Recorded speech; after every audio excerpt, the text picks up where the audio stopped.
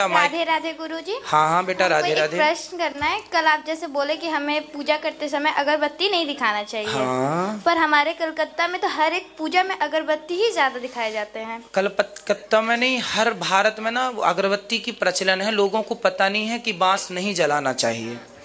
Actually क्या है, हमारे देश में ना ज्ञान का जरा सा अभाव है।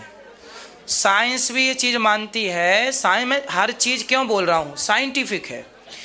बांस को जलाने से साइंस ये मानता है कि अन्य लकड़ियों में कोई प्रदूषण नहीं होता, पर बांस के जलने से जहरीली गैसें प्रकट होती हैं और वो बहुत हानिकारक होती हैं। तो साइंटिफिक तो ये हुआ कि नहीं जलाना चाहिए। पर हमारे हिंदू धर्म में बांस की पूजा करते हैं, बांस को वंश मानते हैं, तो उसकी पूजा करते हैं, उसको नहीं जलाते। धूप, हमारे यहाँ वेद पुराणों में अगरबत्ती का नहीं है। हमारे यहाँ मंत्र है धूप का। धूपम समर्पयामि दीपम समर्पयामि। धूप दीप, हम लोग देखो आरती भी गाते हैं, धूप दीप तुलसी से। सत्यनारायण भगवान की कथा में धूप दीप तुलसी से राजी सत्य देवा, है ना। ये ओम जय लक्ष्मी रमणा, ये हम लोग आरती जब गाते हैं सत्यनारायण भगवान की, उसमें धूप दीप तुलसी से। धूप दीप तुलसी है, अगरबत्ती में कहीं नहीं है। ठीक है। और एक प्रश्न पूछना है। वो बोलिए। जो साधु संत लोग रहते हैं जिसको आप सुबह प्रसादी बांटते हैं, वो लोग ऑरेंज कपड़ा क्यों पहनते हैं? क्योंकि हमारे देश का जो साधु है ना, सन्यासी, वो भगवा कपड़ा पहनते हैं। भगवा मीन्स ऐसे लाल, जो सूर्य भगवान निकलते हैं तब पूरा आकाश भगवा होता है। वो भगवा जो होता है ना, वो अग्नि का स्वरूप है। जैसे हम लोग अग्नि में डालते हैं सबको स्वाहा, उसी प्रकार संतों ने लाल कपड़ा पहन लिया, अन्य कपड़े त्याग दिए। मतलब लाल कपड़ा अग्नि सूचक है। मतलब उन्होंने अपने जीवन के सुखों को भी समाप्त कर दिया जला करके, और बस केवल आग के स्वरूप में चल रहे हैं, केवल धर्म के प्रचार के लिए, आत्म कल्याण के लिए। उनके सुखों का उनने तिलांजलि कर दी, सुख का त्याग कर दिया। कोई सुख नहीं, बेटे का, बेटी का, पत्नी का कोई सुख नहीं। अपना सिर भी मुड़ा लिया, सब अपना पिंडदान भी कर लिया, सिर्फ लाल कपड़े। समाज उनको तो कपड़े नहीं पहनाते, पर चूंकि समाज में रहना है तो शरीर को ढकना होता है, इसलिए वो कपड़े भी पहनते हैं। नहीं तो हमारे जो नागा साधु हैं वो तो कपड़े भी नहीं पहनते, क्योंकि वो भगवान में लीन है, उन्हें जरूरत ही नहीं है। पर समाज में जो रहते हैं वो शरीर को ढक के रहते हैं, क्योंकि मर्यादा है, और इसलिए वो लाल कपड़े, क्योंकि वो अग्नि का सूचक, अग्नि के तुल्य है, इसलिए। ठीक है। राधे राधे गुरुजी। प्रभु जी, हम मुंबई से आए हैं। माइक पास में कीजिए। हाँ जी प्रभु जी। मेरी मम्मी ने सबसे पहले आपको चैनल पे देखा था जी। तो फिर उन्होंने मुझे आपके बारे में बताया, तो मैंने बोला मम्मी मैं भागवत बहुत सुनती हूँ, पर मुझे अब और नए के बारे में मत बताइए। तो वो रोज आपकी कोई ना कोई मुझे स्टोरी बताते थे। तो सुनते सुनते एक दिन मैंने बोला मम्मी इतना फोर्स कर रही है, चलो मैं आज सुन लेती हूँ। मैंने आपका सुना तो मुझे इतना अच्छा लगा, धीरे धीरे करते मैं सुनने लगी। फिर धीरे धीरे मैं अपने बेटे को और हस्बैंड को भी, जैसे मम्मी मुझे बताते थे मैं उनको बताने लगी, पर इन लोगों को कोई इंटरेस्ट नहीं था। फिर क्या हुआ कि मेरे डैडी को गए 8 साल हो गए हैं, तो वो मेरे सपने में आते थे। तो सब मुझे बोलते थे कि तुम कुछ नहीं कर सकती, लड़की हो, जो भी है कुछ करेगा तेरा ब्रदर कर सकता, तुम नहीं कर सकती। बट आपने कथा में ये बताया कि लड़की और लड़के में कोई भेद नहीं है, लड़की तो 2 परिवारों को तार सकती है। जी जी। तो उस वजह से मैंने सोचा कि मैंने भागवत वृंदावन में आके करवानी है। और मैंने यहाँ पे बात की तो पता चला कि मुझे यहाँ पे आना पड़ेगा भागवत के लिए। तो फिर मैंने इन लोगों से बात की तो इन्होंने मना कर दिया। फिर आपका सुना कि पोथी पाठ के बारे में, उसके बारे में तो मुझे पता भी नहीं था कि वो क्या होता है। फिर आपके ही इधर लोगों से बात करके पता चला, और आपने कथा में भी बताया कि उसकी क्या वैल्यू है। तो मैंने डैडी के नाम से वो मैंने अगस्त में करवाई थी, और उसके बाद मेरे डैडी कभी भी सपने में नहीं आए। जैसे उनको आपने बोला था शायद उनकी गति रुकी हुई है, क्योंकि उनका मेरे साथ बहुत ज्यादा प्यार था। बिल्कुल, जब भी किसी का स्वप्न में बार बार आना हो, मतलब वो उनकी सदगति नहीं हुई, और वो आपसे चाहते हैं कि आप उनके नाम का कोई पुण्य कार्य करिए तो उनकी सदगति हो। पर जब से भागवत आपने सुनी उसके बाद स्वप्न में नहीं आए, मतलब उनकी सदगति हो गई। यही इसका प्रमाण है। भागवत जी सबको मुक्त करती हैं जो जिस भाव से सुने। और प्रभु जी आगे का ये हुआ कि जो मेरा बेटा है, वो जैसे आप बताते हो कि रात के 3 बजे सोना और सुबह 11 बजे उठना, बच्चों का जो आजकल अपनी तो वो ऐसे ही था मेरा बेटा। और पबजी खेलना सब कुछ चलता था। अच्छा। तो हम लोग बहुत इसको मना करते थे, तो यहाँ तक भी आई कि हाथापाई तक बात आ गई हमारी आपस में बच्चों के साथ। बट फिर भी इसको हमने फिर छोड़ दिया कि जैसा इसको ठीक लगता है, कुछ कर नहीं पा रहे थे हम इसके लिए।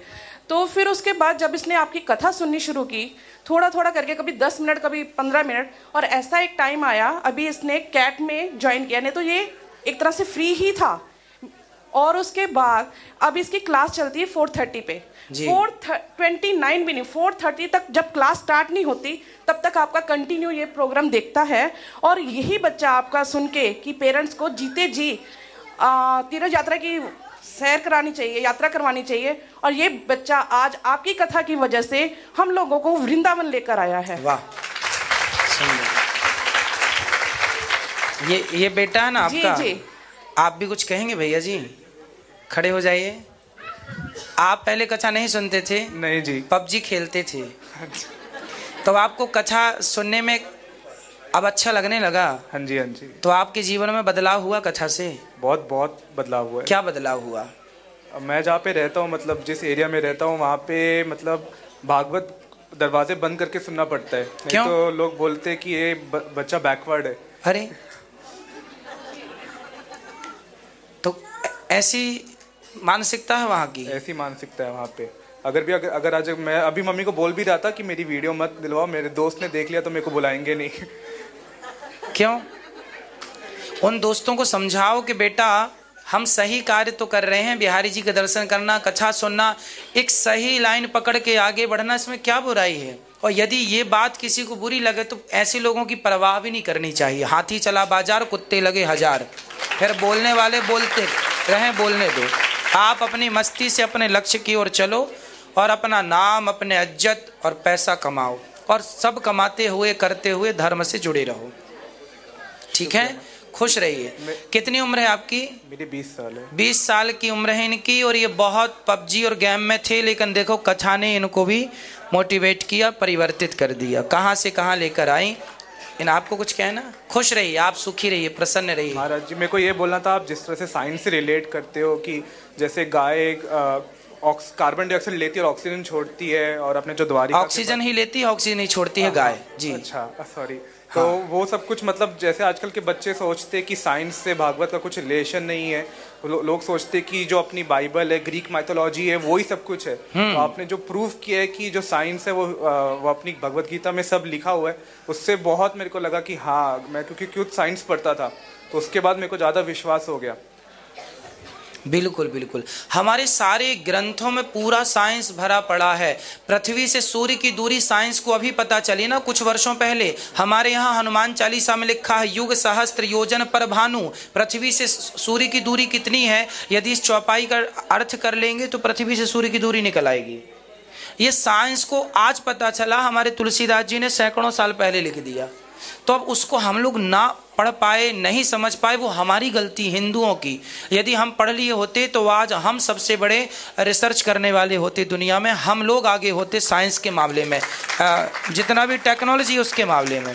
लेकिन टेक्नोलॉजी, आपको पता है जर्मनी में हमारे वेद रखे हुए हैं और वेदों के आधार पर रिसर्च हो रही है। आपको मैंने साइंटिफिक बोला था ना कि अंतरिक्ष में ओम की ध्वनि गूंज रही है। हाँ जी। कितना बड़ा साइंस है ये वेद का पहला मंत्र है हमारा, ओम उच्चारण, और वो साइंस प्रूव कर रहा, मैं नहीं प्रूव कर रहा हूँ, क्रिश्चियन लोग प्रूव कर रहे हैं जिनकी बाइबल है। वो कह रहे हैं कि नहीं जी ओम निकल रहा है यहाँ से, साइंस कह रहा है। हाँ हाँ बोलिए। राधे राधे। राधे राधे। प्रभु जी, एक बात ये है कि मेरी आंखों का 3 ऑपरेशन हुए एक साथ जी। मुझे बिल्कुल दिखाई नहीं देता था। हाँ। तो इसीलिए ऑपरेशन के बाद मैं इसलिए बेटे को बोल रही थी कि मैं जाने के लायक नहीं हूँ, क्योंकि मुझे डॉक्टर ने भी बोला कि अभी बाहर नहीं जाना, कि कुछ भी हो सकता है, रिजेक्शन लग सकता है, क्योंकि मेरा कॉर्निया चेंज हुई है। तो प्रभु की इतनी इच्छा, इतनी कृपा हुई, आपकी कथा की इतनी कृपा हुई कि आज मैं भगवान के दर्शन आराम से कर पा रही हूँ। वाह, देखिए भगवान सब अच्छा करते हैं। पता नहीं लोग क्यों दर दर की ठोकर खाते हुए भटक रहे थे, भगवान की शरण में आए, सब ठीक होने लग गया। सुंदर, खुश। राधे राधे। ये बहन कुछ कह रही है इनके